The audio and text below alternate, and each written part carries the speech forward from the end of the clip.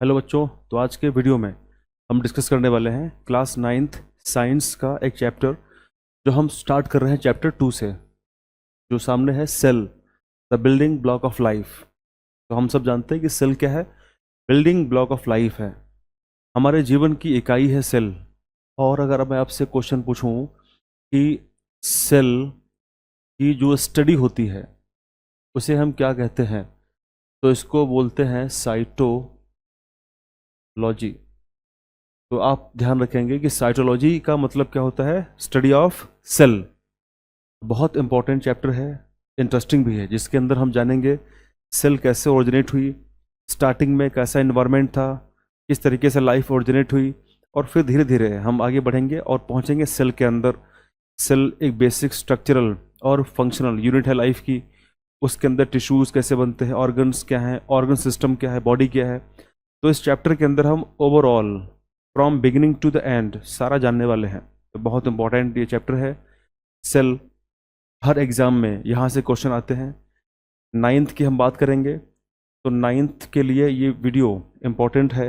और उसके साथ साथ अगर हम देखें कुछ अदर एग्ज़ाम्स जैसे एनडीए या फिर एसएससी या फिर नीट, तो इन सारे एग्ज़ाम्स के लिए ये वीडियो बहुत इंपॉर्टेंट है, ये चैप्टर बहुत इंपॉर्टेंट है। तो ये चैप्टर आपको पता होना चाहिए। हम स्टार्ट करते हैं। तो सबसे पहले हम बात करेंगे origin of life and hot spring of Puga valley. तो हम बात करने वाले हैं कि जीवन की उत्पत्ति कैसे हुई और hot spring of Puga valley. Puga valley की अगर हम बात करें तो आप ध्यान रखेंगे जो पुगा वैली है वो लद्दाख में है। और हम जानते हैं कि लद्दाख का जो एरिया है बहुत ठंडा एरिया है, वहाँ पे ग्लेशियर्स हैं, बर्फ़ है, लेकिन फिर भी वहाँ पे हॉट स्प्रिंग पाई जाती है। हॉट स्प्रिंग एक ऐसा एरिया होता है, हॉट स्प्रिंग एक ऐसा क्षेत्र होता है जहाँ नीचा जो अर्थ के नीचे जो मैग्मा होता है, और जब मैग्मा सरफेस पे आता है तो उसको हम लावा कहते हैं।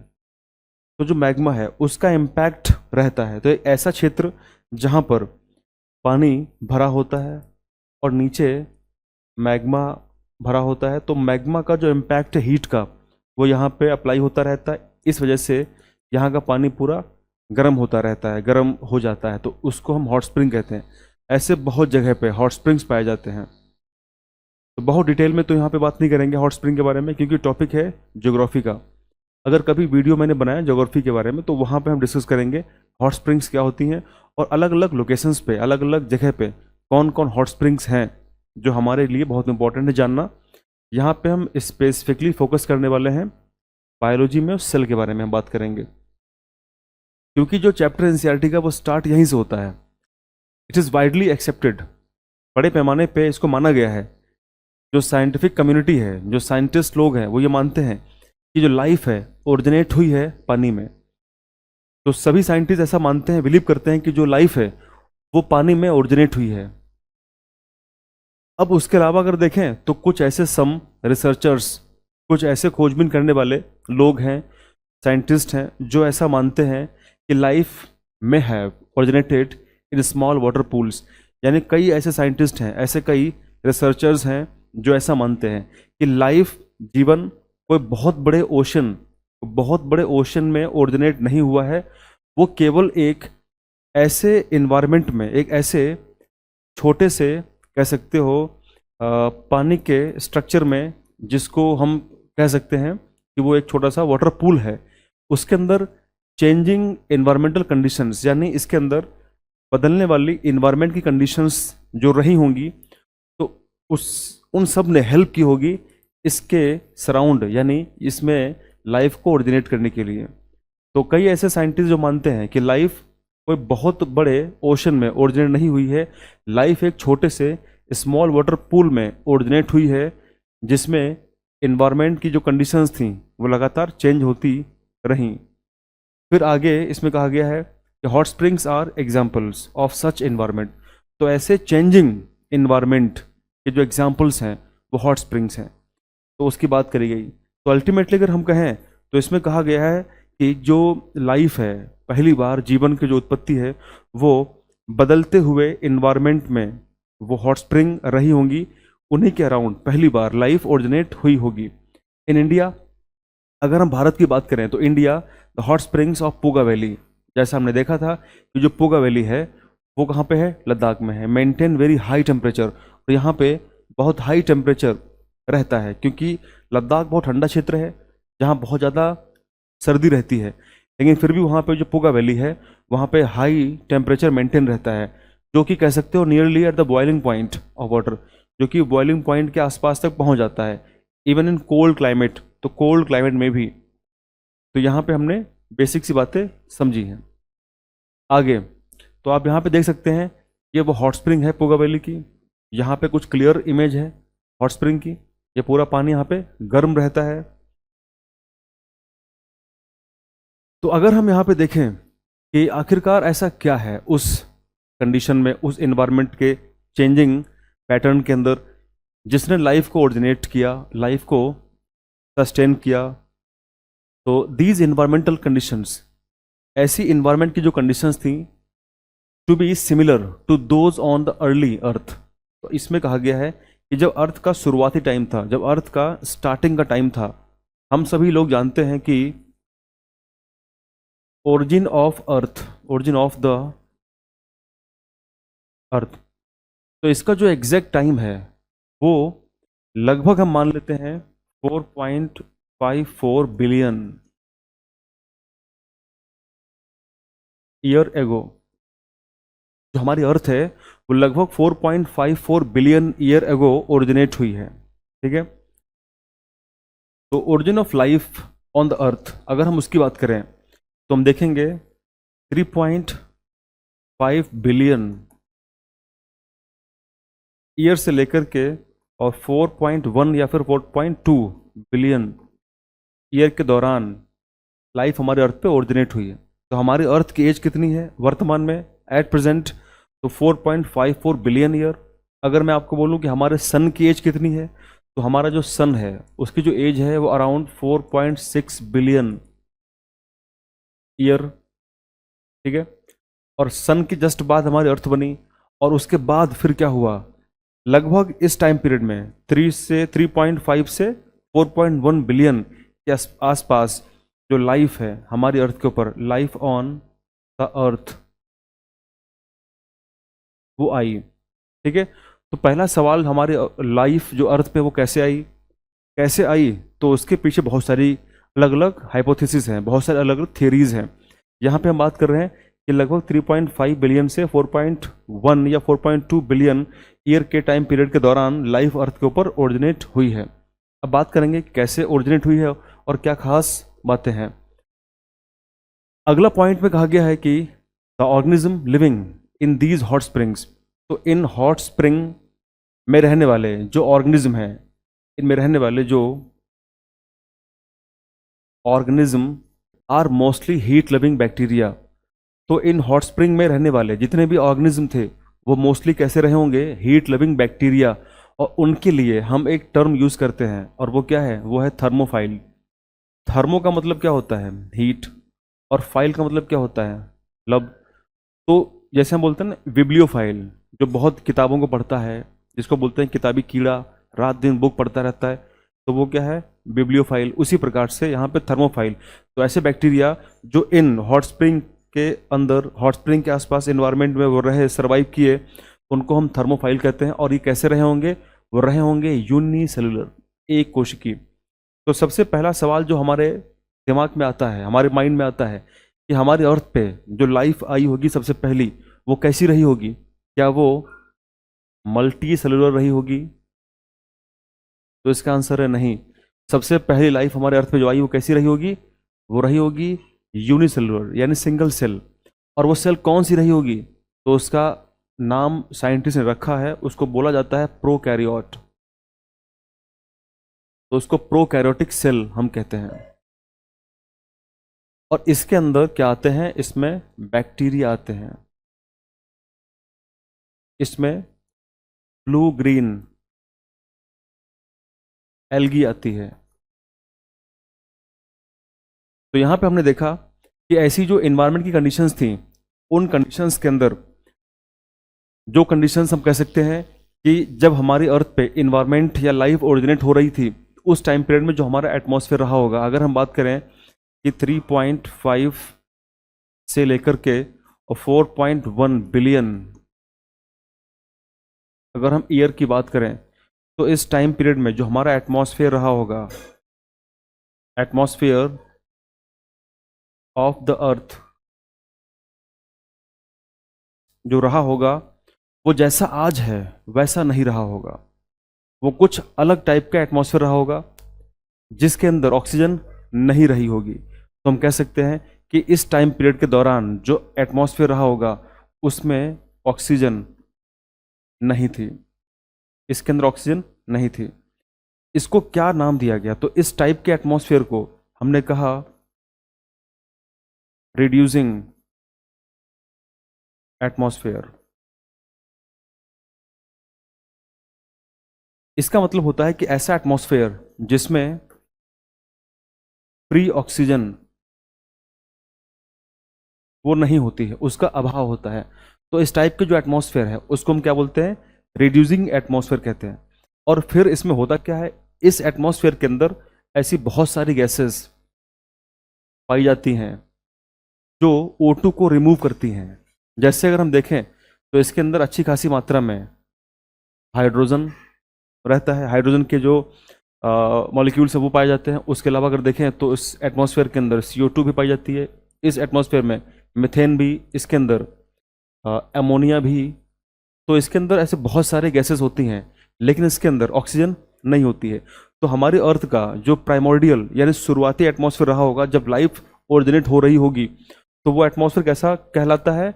उसे हम कहते हैं रिड्यूसिंग एटमॉस्फेयर। ठीक है, तो बहुत बेसिक सी बातें यहाँ पे हमने की हैं। अब थोड़ी यहाँ पे हम और बात करेंगे। जैसे अगर मैं आपको यहाँ पे बताऊं कि हमारी अर्थ पर जो फर्स्ट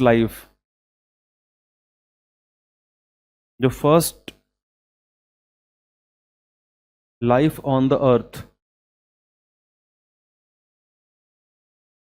तो उसको कहा गया कीमो, उसको कीमोट्रॉप कहा गया, या फिर कह सकते हो उसको कीमो ऑटोट्रॉप कहा गया।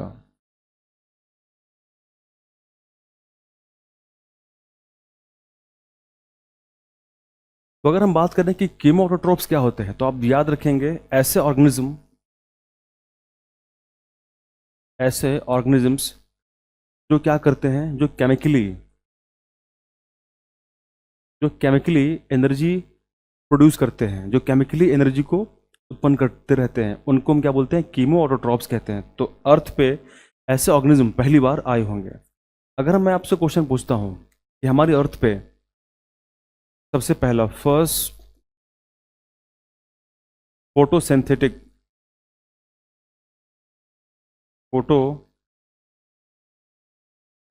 ऑर्गेनिज्म,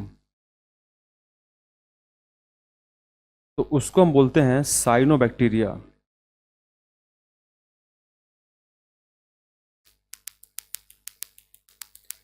और जैसा हम जानते हैं कि हमारे एटमॉस्फेयर में शुरुआत में स्टार्टिंग में there was no oxygen at all. तो हुआ क्या, हमारे एटमॉस्फेयर में जो ऐसे बहुत सारे बैक्टीरियाज थे, उन्होंने क्या किया, उन्होंने O2 को प्रोड्यूस किया। तो आप जानते हो फोटोसिंथेसिस का मतलब क्या होता है? कार्बन डाइऑक्साइड और पानी।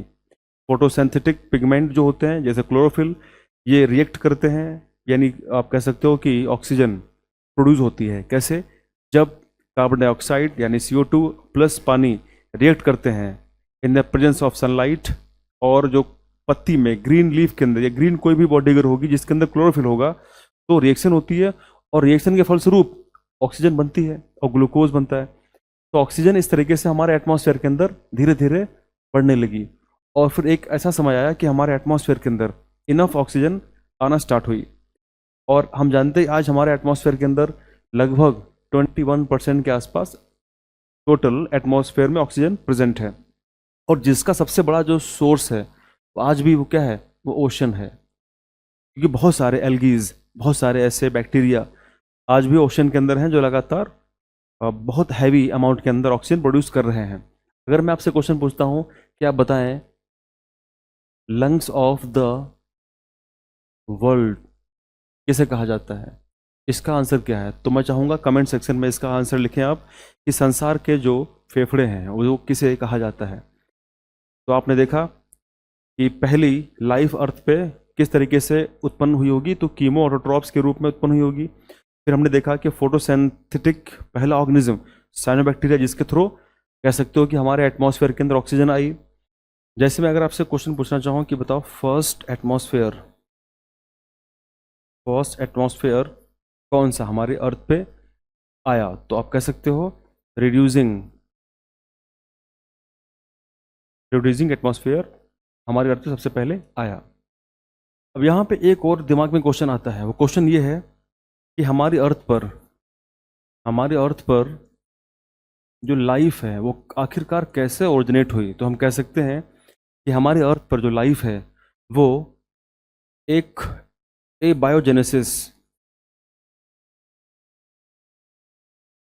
बायोजेनेसिस प्रोसेस के थ्रू उत्पन्न हुई।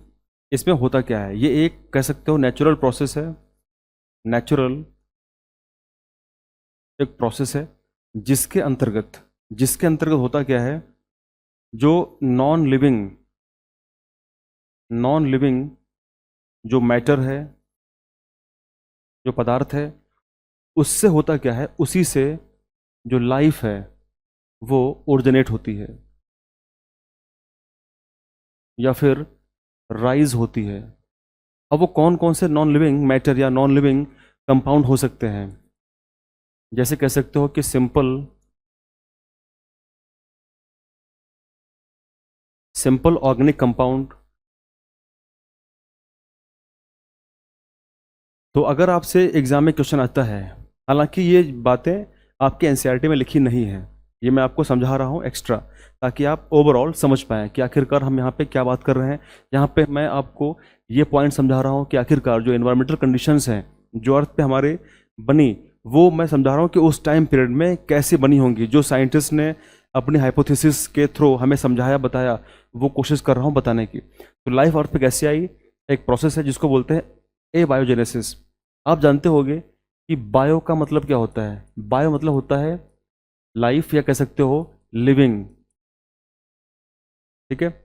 और अगर मैं आप यहाँ पे लगा देता हूँ ए बायोजेनेसिस, यानी ए, जैसे दो टर्म होते हैं, एक को हम बोलते हैं बायोटिक, एक को हम बोलते हैं एबायोटिक। तो जो बायोटिक टर्म है इसका मतलब क्या होता है कि कोई चीज़ लिविंग है, कोई चीज़ में लाइफ है। अगर मैं आपको बोलूं कि एबायोटिक क्या होता है, तो आप बताएंगे ऐसी चीज़ जिसके अंदर लाइफ नहीं है। तो आप कह सकते हो कि कोई भी चीज़ जो नॉन लिविंग है वो कैसी होगी, एबायोटिक होगी।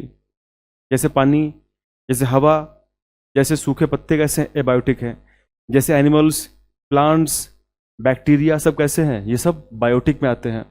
तो इस तरीके से कहा जाता है कि एक ऐसी नेचुरल प्रोसेस जिसमें नॉन लिविंग मैटर के द्वारा, नॉन लिविंग मैटर के थ्रू लाइफ ओरिजिनेट हुई हमारी अर्थ पर पहली बार, ऐसा साइंटिस्ट मानते हैं।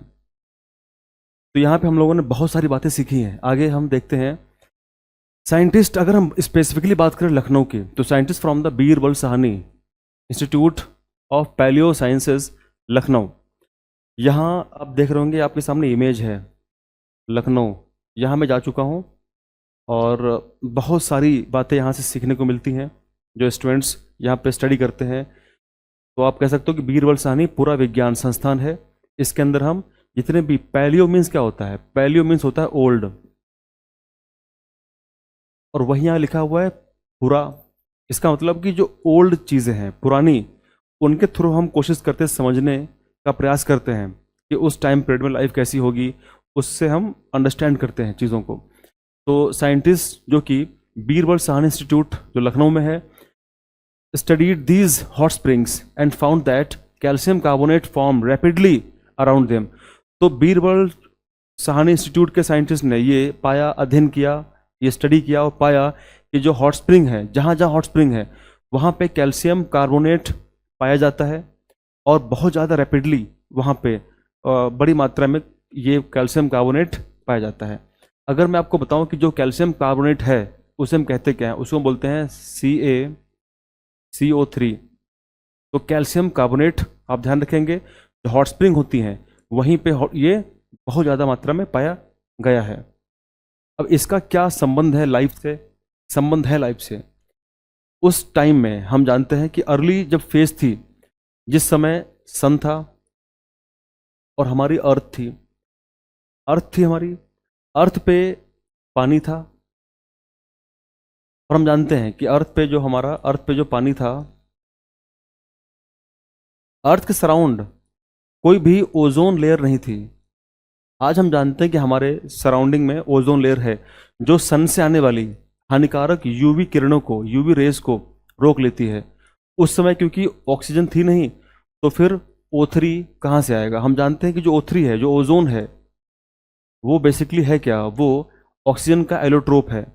तो इसीलिए O2 जब आएगा तभी ओजोन आएगा। तो उस समय ऐसी कोई सराउंडिंग, कोई ऐसी प्रोटेक्टिव लेयर नहीं थी, तो डायरेक्टली जो यूवी किरणें होती थी वो आती थी, और ऐसी कोई भी अगर लिविंग चीज़ हो रही होगी तो उसको डैमेज कर सकती थी। इसीलिए क्या हुआ, जो कैल्शियम कार्बोनेट जो मॉलिक्यूल्स थे, उन लोगों ने सुरक्षा कवच की तरह काम किया, और पहली बार जो कह सकते हो कि सेल मेम्ब्रेन बनने में मदद की, हेल्प की। और अगर सेल मेम्ब्रेन बनेगी तो ऑब्वियस सी बात है, सेल के अंदर के सारे पार्ट्स सेफ रहेंगे, सुरक्षित रहेंगे, सेल भी डेवलप होगी। आगे इसमें वही बातें कही गई हैं। तो आप देख सकते हैं दीज डिपॉजिट्स, यानी यहाँ बात कर रहा है कि कैल्शियम कार्बोनेट के जो डिपॉजिट्स थे, may have protected early organic molecules. तो आप कह सकते हो कि कार्बन, जो कैल्शियम कार्बोनेट के जो डिपॉजिट्स थे, उन्होंने क्या किया, हमारे अर्ली शुरुआत के जो ऑर्गेनिक मॉलिक्यूल्स थे उनको बचा के रखा। किससे? फ्रॉम हार्मफुल रेडिएशन और एक्सट्रीम कंडीशन से। और इस तरीके से आप कह सकते हो, इस तरीके से, and they have also help in the formation of the first protective life. और इस तरीके से हमारी सेल की जो पहली, या कह सकते हो कि पहली बार जो प्रोटेक्टिव जो मेम्ब्रेन है वो डेवलप हुई, जो हमारी सेल की है। इस तरीके से यहाँ पे आप देख सकते हो। तो इस तरीके से हार्मफुल जो कॉस्मिक रेडिएशन थी, यूवी रेज, वो उनको कैल्शियम कार्बोनेट की मॉलिक्यूल्स ने बचा के रखा। इस तरीके से फैटी एसिड्स, प्रोटोसेल्स बनी, और फाइनली सेल मेम्ब्रेन का निर्माण होता है। तो यहाँ पे अगर हम देखें फर्दर, तो आप देखेंगे कि सेल क्या है? सेल एक बेसिक यूनिट है लाइफ की। सारे प्राणी, जितने भी लिविंग ऑर्गेनिज्म हैं, वो सभी सेल से मिलकर के बने हुए हैं। अगर कोई ऑर्गेनिज्म जिंदा है, लिविंग है, तो वो ऑब्वियस सी बात है सेल से मिलकर बना होगा। जैसे ऑल लिविंग ऑर्गेनिज्म, सभी जीव, जितने भी सभी जीव हैं, वो मेड अप ऑफ सेल्स। किससे मिलकर बने हुए हैं? वो बने हुए हैं सेल से मिलकर के। Cell represent the basic level at which life exist. तो सेल एक ऐसी बेसिक यूनिट है, ये कह सकते हो सेल एक ऐसी बेसिक लेवल है जहाँ से लाइफ शुरुआत होती है, जहाँ से जीवन की शुरुआत होती है। वो प्लांट हो सकता है, एनिमल हो सकता है, वो दोनों में से कोई भी हो सकता है। सम ऑर्गेनिज्म, जैसे कुछ जीव हैं, जैसे बैक्टीरिया या फिर yeast, consist only one cell. तो ऐसे बहुत सारे ऑर्गेनिज्म हैं। स्पेसिफिकली अगर हम देखें प्रोकैरियोट, तो इसमें जितने बैक्टीरिया होते हैं, जो बैक्टीरिया हैं, वो सभी के सभी कैसे होते हैं? एक सेल के बने होते हैं, तो उनको हम कहते हैं यूनिसेलुलर। अगर हम स्पेसिफिकली देखें यूकैरियोट में, तो यूकैरियोट के अंदर अगर देखें तो इसमें फिर ईस्ट आ जाता है। तो इसमें जो ईस्ट होता है वो आ जाता है। ईस्ट है क्या? तो ईस्ट एक प्रकार का फंगस होता है, और हम जानते हैं फंगस क्या होता है? वो होता है मल्टी सेलुलर।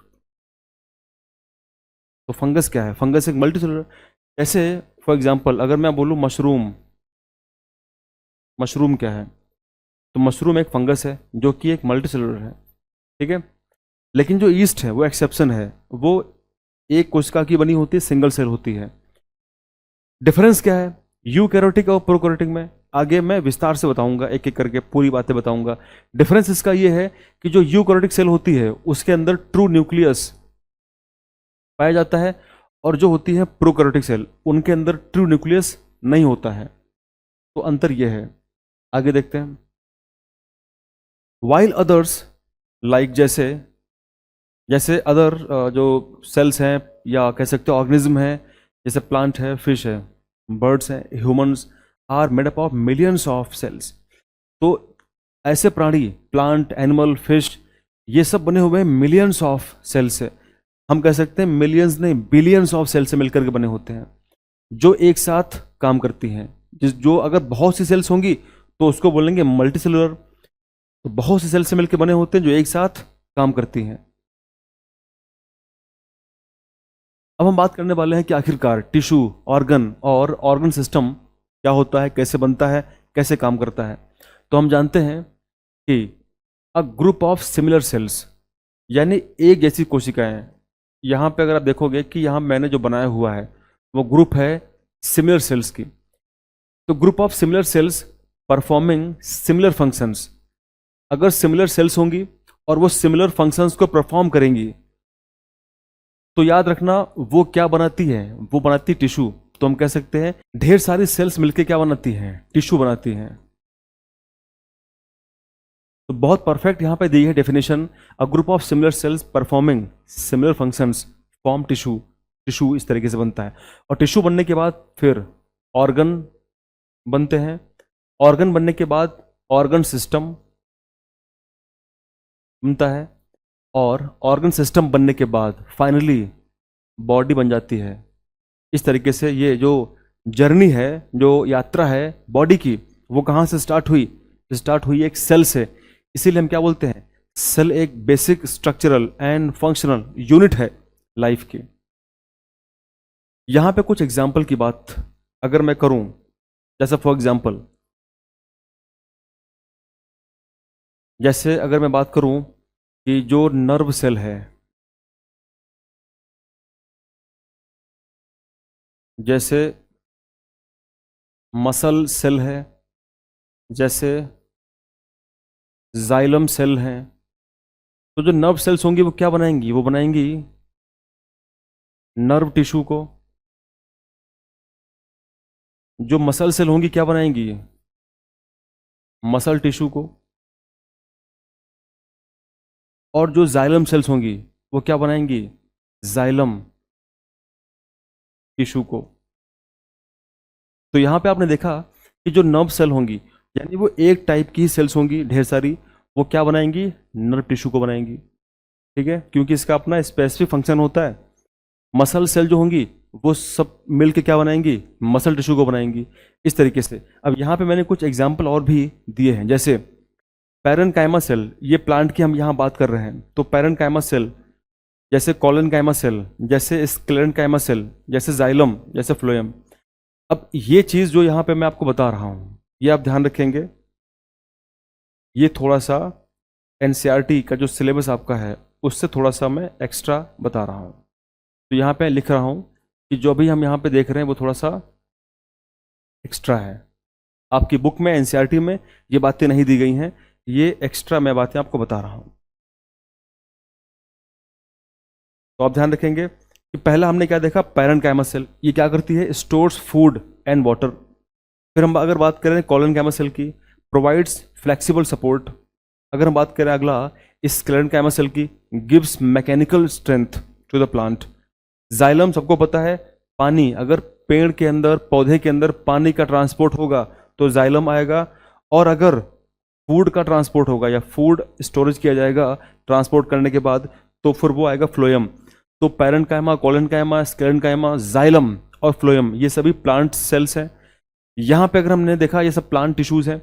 यहाँ अगर हमने देखा कि अगर हम कुछ एग्जाम्पल की बात करें एनिमल में कि यहाँ पे कौन कौन से टिश्यू होते हैं, तो यहाँ पे देखा हमने एपिथेलियल टिश्यू, ये कहाँ पे होते हैं, तो एपिथेलियल सेल्स क्या बनाती हैं, एपिथेलियल टिश्यू बनाती हैं।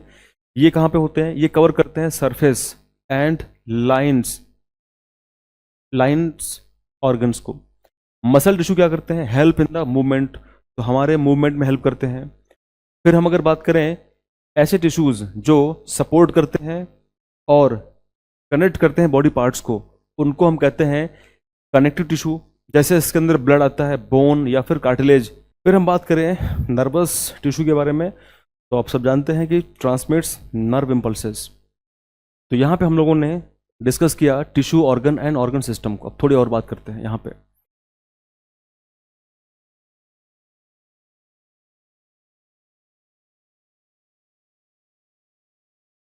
यहाँ पे हमने देखा, हमने इसकी तो बात कर ली है अभी, अब बात करते हैं हम इस पॉइंट की।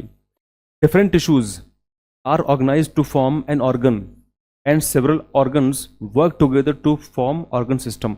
जैसे अभी हमने क्या देखा था कि बहुत सारे अलग अलग जो टिश्यूज हैं वो क्या बनाते हैं, ऑर्गन बनाते हैं, और जो अलग अलग ऑर्गन होते हैं वो ऑर्गन सिस्टम डेवलप करते हैं। यहाँ पे एग्जाम्पल दिया है, जैसे such as nasal pores, nasal cavity, फिर ट्रैकिया, फिर लंग्स, और फाइनली क्या बनता है, रिस्पायरेटरी सिस्टम बनता है। यहाँ पे मैंने इसको समझाया हुआ बहुत आसान तरीके से, आप यहाँ देख सकते हैं। यहाँ पे सेल, सेल क्या फॉर्म करती है, टिश्यू, टिश्यू क्या है, ग्रुप ऑफ सिमिलर सेल्स। उसके बाद फाइनली टिश्यू के बाद क्या बनता है, ऑर्गन, ऑर्गन क्या है, ग्रुप ऑफ टिश्यूज। उसके बाद क्या बनता है, ऑर्गन सिस्टम, ये क्या है, ग्रुप ऑफ ऑर्गन्स। और फाइनली क्या बनती है, बॉडी। तो यहाँ पे आपने देखा कि एक सेल से फाइनली एक बॉडी बन रही है। यहाँ पे आप देख सकते हैं कि ये एक सेल है, a group of similar cells performing similar functions, जो टिश्यू कहते हैं, जिसको हम different tissues are organised to form organ finally and several organs work together to form organ system. और इस तरीके से जो सिस्टम होता है वो हमें सपोर्ट करता है और उसी के थ्रू हम अपने फंक्शंस को कर पाते हैं, परफॉर्म कर पाते हैं। यहाँ पे अगर हम देखें किस तरीके से नेजल पोर, आप देख रहे होगे कि यहाँ पे ये नोज है और ये आप देख रहे होगे नेजल पोर है। तो नेजल पोर, उसके बाद फाइनली फिर हम कहाँ पहुँचते हैं, नेजल कैविटी में, यानी हम अब नेजल कैविटी में इंटर करते हैं। फाइनली अब हम कहाँ पहुँचेंगे, जो हमारे गर्दन का ये पार्ट है नेक का, तो इसको बोलते हैं ट्रैकिया। तो ट्रैकिया, फाइनली हम फिर कहाँ जाएंगे, लंग्स के अंदर। और फाइनली क्या डेवलप हो जाएगा, वो पूरा सिस्टम जो स्टार्ट हुआ था फ्रॉम नेजल पोर्ट से और क्या डेवलप हो गया, रिस्पायरेटरी सिस्टम पूरा डेवलप हो चुका है। तो आप देख सकते हैं इस तरीके से सिस्टम वर्क करता है। शुरुआत सभी की एक सेल से होती है और सारी बातें हमने यहाँ पे की हैं। अगर फिर भी कोई क्वेश्चन आकर दिमाग में आपके आता है, ब्रेन में आता है, तो आप डेफिनेटली पूछ सकते हैं।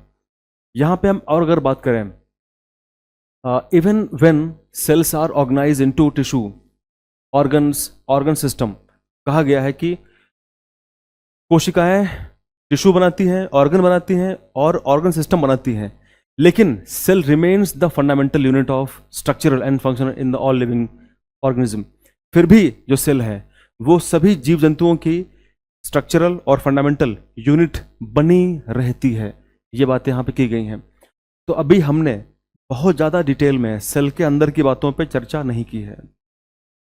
फर्दर आने वाली क्लासेस के अंदर हम डेफिनेटली चर्चा करने वाले हैं कि सेल के अंदर क्या होता है, डिफरेंस क्या होते हैं, प्रो एंड यूकैरियोटिक सेल के बारे में हम बात करेंगे, सेल मेम्ब्रेन क्या होती है, फिर उसके अंदर न्यूक्लियस, फिर न्यूक्लियर मेम्ब्रेन क्या होती है, माइटोकॉन्ड्रिया। तो अगले और उसके अगले वाली वीडियो के अंदर हम धीरे धीरे आगे बढ़ेंगे और एक एक चीज़ को डिस्कस करेंगे। तो एनसीईआरटी जो 9th क्लास की है वो अपडेट हुई है, नई उसमें चीज़ों को ऐड किया गया है और काफ़ी बेहतर कंटेंट दिया गया है। तो मैं क्या करूँगा, जो एनसीईआरटी है वो तो मैं लाइन बाय लाइन कवर करने वाला हूँ, लेकिन साथ साथ कुछ चीज़ें एक्स्ट्रा एनसीईआरटी से जो अलग होंगी, एक्स्ट्रा होंगी, मैं वो भी कवर करूँगा और मैं उस पर मेंशन भी कर दूंगा कि एक्स्ट्रा है एनसीईआरटी से, जिससे जो 9th क्लास का स्टूडेंट है वो केवल उन बातों पे फोकस करें जो बातें उनके सिलेबस की हैं। लेकिन क्योंकि अगर आपको आगे नीट में जाना है तो फिर आपको डेफिनेटली इन सारी बातों को समझना होगा। और जो स्टूडेंट्स एनडीए सीडीएस या फिर एसएससी यूपीएससी की तैयारी कर रहे हैं तो उनके लिए तो पूरा लेक्चर ही इंपॉर्टेंट है। यहाँ पे एक क्वेश्चन है, एक क्वेश्चन पूछा गया है कि दिस मेक्स अस वंडर, ये हमें आश्चर्यचकित बनाता है। कैसे? कैसे कि छोटी सी जो सेल्स होती हैं, जो स्मॉल, जो छोटी सी सेल्स होती हैं, परफॉर्म करती हैं बहुत सारे अलग अलग एक्टिविटीज को। What are the different components of cell. अब यहाँ पे वो अंदर की बात कर रहा है कि आखिरकार सेल के डिफरेंट कंपोनेंट्स क्या हैं। How do cells in our body communicate with each other, हमारे बॉडी में किस तरीके से सेल्स आपस में एक दूसरे से कम्युनिकेट करती हैं। Do cells life forever, क्या कोशिकाएं हमेशा जीवित रहेंगी या वो मर जाएंगी। तो ये जो सवाल यहाँ पे दिए गए हैं, यहाँ पे पहला क्वेश्चन है, फिर उसके आगे हम देखेंगे दूसरा क्वेश्चन यहाँ पे है, फिर आगे देखेंगे तो यहाँ पे फिर तीसरा क्वेश्चन है। तो 3 क्वेश्चन यहाँ पे पूछे गए हैं। मैं चाहूँगा कि आप कमेंट सेक्शन में डेफिनेटली कमेंट में लिखें कि इन तीनों के आंसर्स क्या हैं। तो अगली क्लास में मैं इन क्वेश्चन से ही शुरुआत करूँगा। तो डेफिनेटली आई होप वीडियो आपको अच्छा लगा होगा और आपने बहुत कुछ सीखा होगा, समझा होगा। अगर कोई भी आपकी क्वेरी है कमेंट सेक्शन में आप ज़रूर लिखें, फीडबैक कोई भी आपका है तो कमेंट सेक्शन में लिखें, उस पर काम किया जाएगा और अगले क्लास में हम मिलेंगे। तब तक के लिए धन्यवाद, थैंक यू।